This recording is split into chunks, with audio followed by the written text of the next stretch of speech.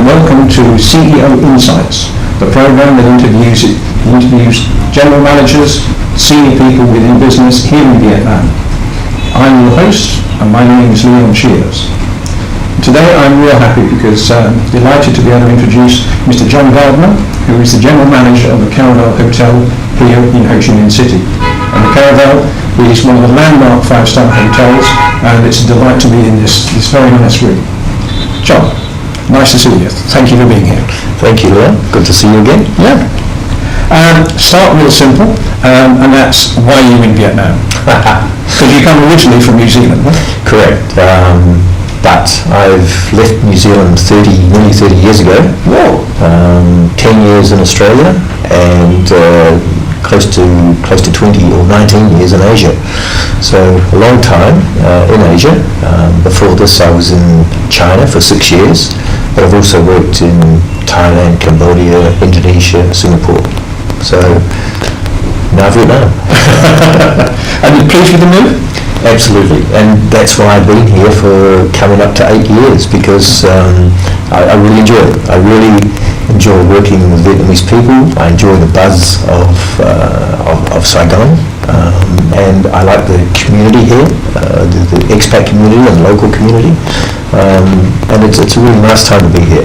So I think, as they say, that Vietnam's a real easy place to live, but work has its challenges. Well, I think I've worked in some more challenging places than Vietnam, but I think what makes it a bit easier here is working with the Vietnamese people. I find very pleasant, and I enjoy that, and that's one of the large reasons why I like it. Yeah. It is the reason I moved to Vietnam. The people, very important. And what were you doing in New Zealand? That's going back a bit later. I had restaurants in New Zealand. I was in the restaurant business. I had my own restaurants, and for a number of years I had developed these restaurants, worked for restaurants as a chef, and at the ripe old age of 30, sold the restaurants and moved to Australia, and really couldn't decide what I wanted to do. I didn't really want to get back into the restaurant business again. It's very, very hard work. And just happened to apply for a job working for a hotel company, a small hotel company in those days in Western Australia. And for whatever reason they accepted me. And then it moved on from there. Right. And now you're general manager, the ultimate position at a hotel. Yes, although I've been a general manager now for a long time, so I guess I take it in my stride somewhere. Yeah. And I enjoy that role. I really do. I find it challenging because I'm able to get involved in very many aspects of the hotel operation, well, all aspects of the hotel operation. So that involves food and beverage, rooms, housekeeping, front office, finance, sales and marketing, engineering. So I'm a sort of have to wear a lot of hats at times. Interesting, because as a hotel visitor, I always thought that what a general manager did was just sort of walk around and say hello to people. I wish. But my problem is I never have enough time to do that. But so you actually did choose hospitality as a career? Absolutely. Having said that, I sort of fell into it. It was not my chosen. I didn't sort of wake up one day when I was at high school or university thinking I want to be in the hotel industry. It was just one of those things that I worked in a restaurant to earn extra money when I was very young, and I sort of quite liked it and went on from there. Yeah. Well, if there's one industry where you have to like it, it's hospitality. Sure. I think I'm one of the lucky people in this world that when I wake up and get out of bed in the morning, I actually enjoy and look forward to going to work. Yeah. And I don't think there's that high percentage of people in the world that do that. No, and that's a great shame. Yeah. It's a great shame. I think that I feel sorry for those people who have to go along and do what they know is a boring job all day. Sure.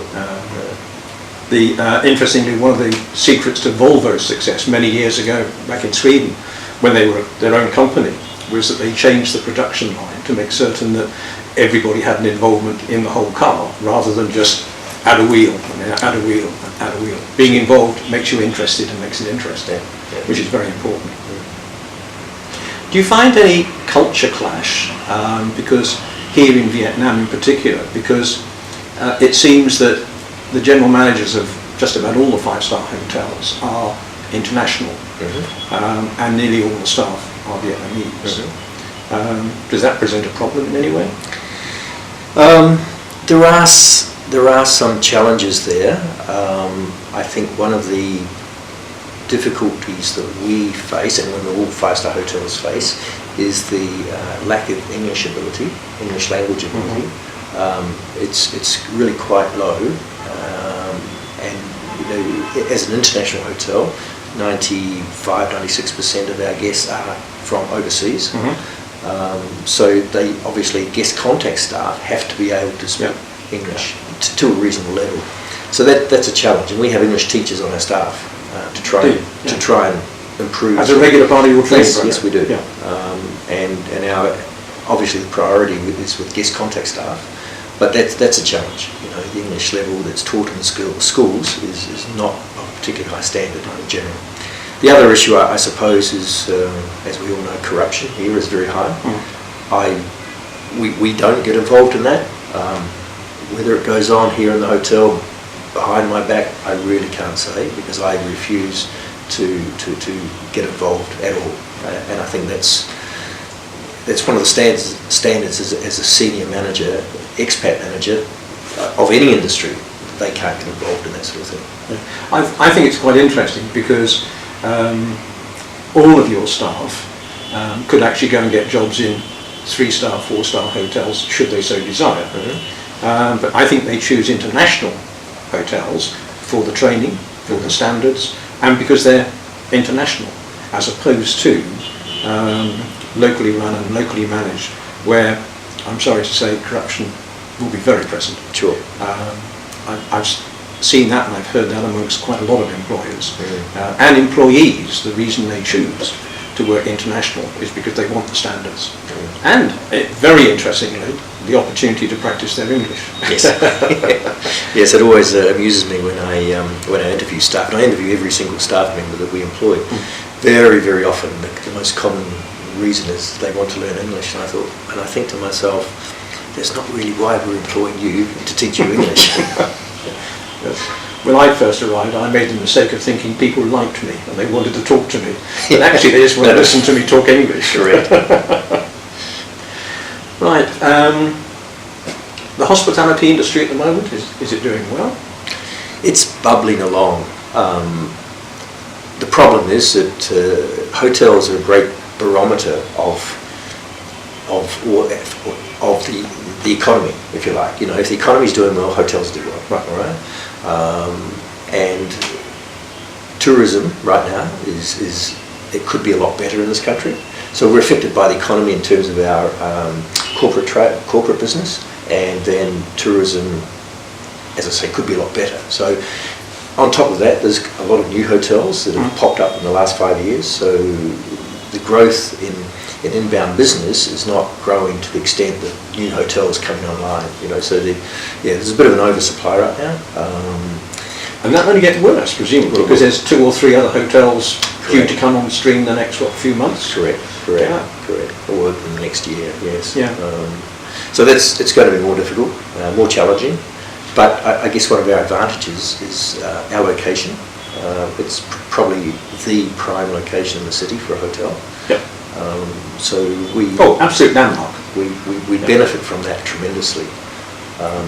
And as you know, we're currently undergoing a renovation. Yeah. That has had a slight negative effect on our business, which we expected and we budgeted for.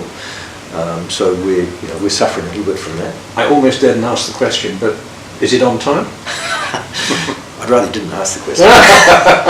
No, I think anyone that undertakes a large project like we're undertaking in Vietnam always expects it to be behind time, behind schedule.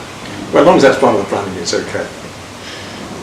But Vietnam last year had between 6 and 7 million international visitors, and it's gone through the 6 million already so far this year, which actually bodes well for the full year. And it's oft quoted that Thailand, for example, has something like 25 million visitors. What can the industry do, and what could government do to get the 6 closer to 25? Well, the government could actually do a lot, Right. but probably there's two key aspects that would increase tourism dramatically, almost overnight. And I think it's fairly commonly known that amongst people that are involved in the industry what they are. Firstly, visa on arrival. Like every other country in Southeast Asia or almost the world, you should be able to get a visa when you arrive and just walk in. And that's holding up a lot of growth in our industry. And I think even corporate business, if people have to go to the point of actually applying for a visa to come in here, they will choose to go somewhere else. And there's such a huge population and potential market, even just for a weekend market in this Southeast Asian region, who would come to Vietnam for a weekend if they could just come here, right? And they can't. Yeah. So the government, if they opened up access to visa on arrival, that would have an immediate effect on the business, as has been proven, in fact, by Myanmar. They did that, and their tourist arrivals increased dramatically. I can't recall the percentage. And the other thing is put together and work with an international professional marketing company to have a proper professional marketing campaign for the country. But I think the visa issue has to be resolved first before they do that. Yes, because the last thing you want is a million people standing in the airport waiting to get in. But those two aspects, I think, there's a lot more things they could do, obviously infrastructure and all sorts of things. But I think those 2 points are key points. I think one of the things about Thailand that always interests me from their promotional point of view is that obviously the government and the tourist department has a huge marketing budget. But I think with Thai Airlines, they actually reflect the government policy as opposed to trying to sell Thai Airlines. It's always a smoother silk and it's amazing Thailand, etc., etc. Very coordinated, as if maybe they're using the same ad agency, I don't know. Whereas here, it seems to be there's definitely a left hand and a right hand. Oh, correct. Yeah, and that's a great shame. I mean, I'm not even going to talk about the budget, which is less than $1 million, as whether it should be more, but...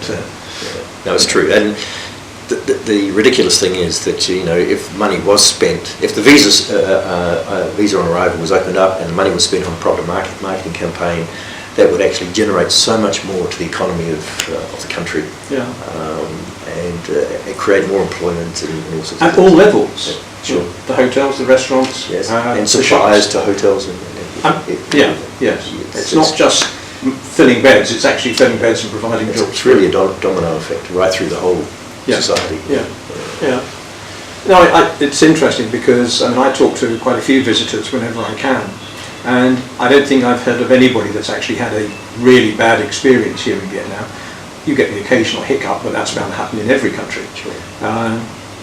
But it's they don't seem to want to come back. Quite a low return rate of about 5%, which seems a shame. But that's quite likely down to the visa on arrival. I wouldn't want to go through that. I've been through that experience myself and wouldn't want to do that again.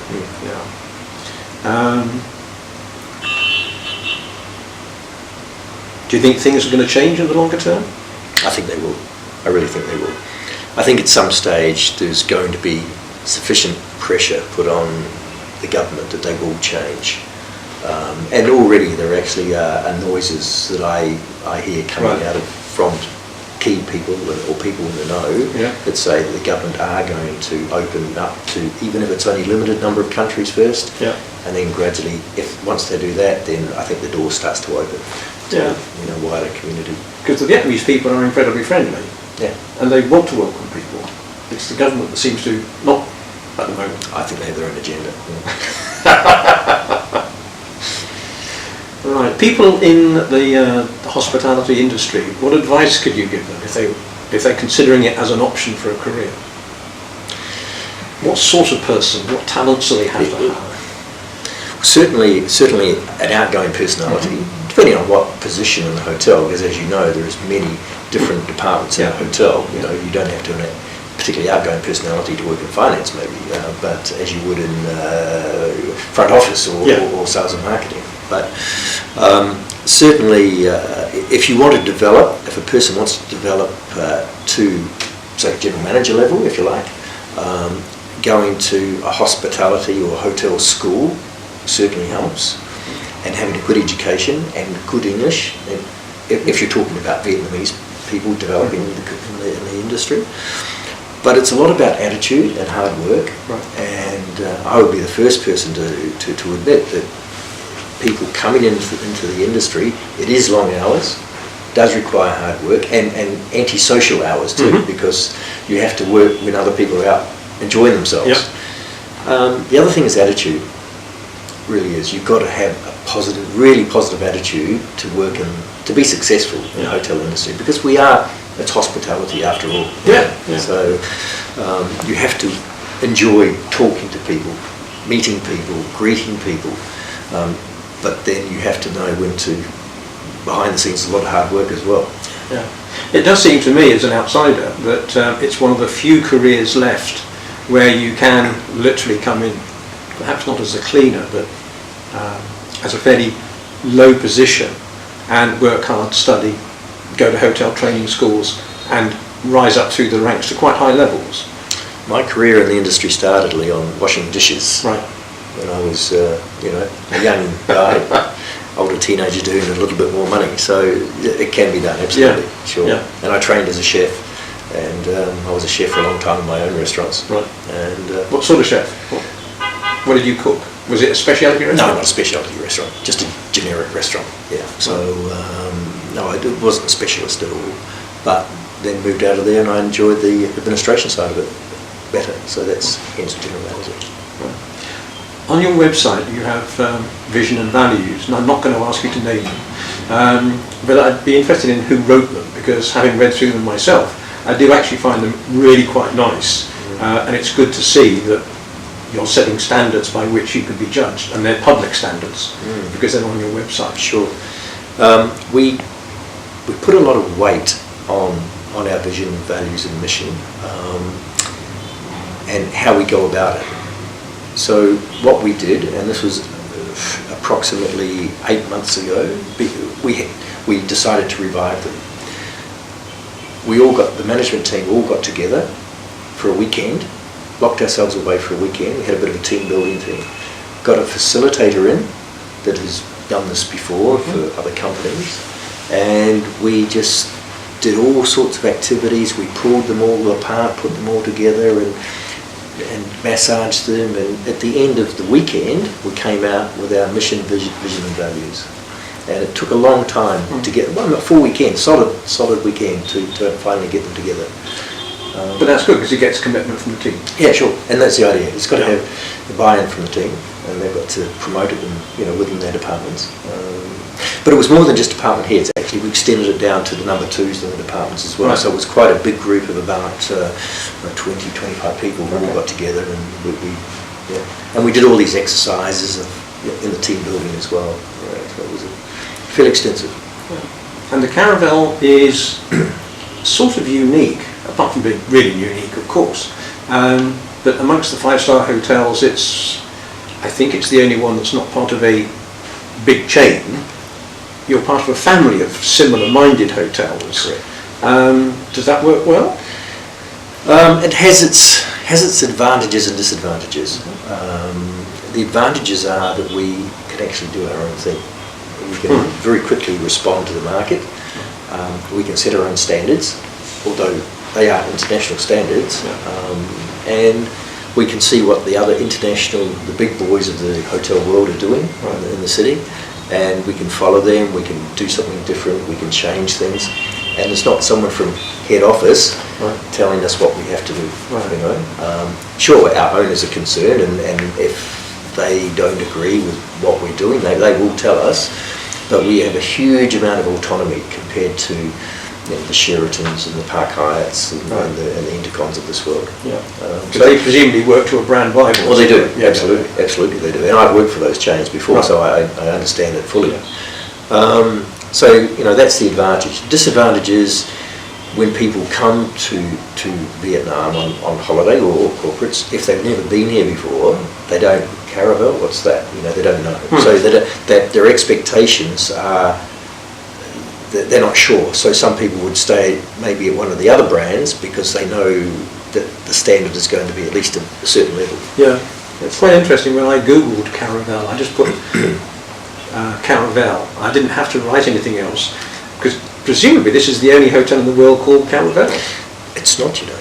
Oh. I was in Venice about 3 years ago, and I just happened to be walking along one of the little streets in the middle of Venice, and there was a Caravel hotel and restaurant. Well, how extraordinary. But seriously, in Google, you don't even finish writing in Caravel and you come up number one. Yeah. Any idea how it got its name? Yes, absolutely. When it was built, back in 1959, it was a joint venture between Air France, Catholic Church, and 2 local entrepreneurs. And what exactly the mix you expect for a hospitality venue? No. Oh, yeah. Anyway, at the time of the opening, in Christmas Eve, 1959, well, obviously it was before that, Air France was launching its then jet called the Caravel. Oh. And so they then decided that they would then name the hotel the Caravel, because they were part owner, and in those days their office was actually on the corner where our Domkoy entrance is now. And they've since moved along. Yeah. Along Domkoy. So that's how it got its name. That's really interesting, because it's a nice name, isn't it? Yeah. Yeah. It doesn't seem contrived. It seems as if it's a fairly natural name. And I think my final question is going to be, what do you expect to be doing in the next 5 years' time? Hopefully close to retirement. Depends how much I can put away in my piggy bank between now and then. But no, that's a fair question. I enjoy what I do. I really do enjoy it.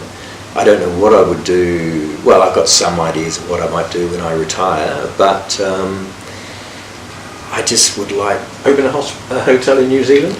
No, look, my wife is Australian, so we may not necessarily go back to New Zealand. We may sort of hop between Australia, New Zealand and Asia, whether it be Vietnam or somewhere else, we don't know. But we like this part of the world, so we'd still like to have an involvement with, whether it's Vietnam, or because my wife has Asian roots, or Vietnamese roots I should say, so it's quite natural for her to be there.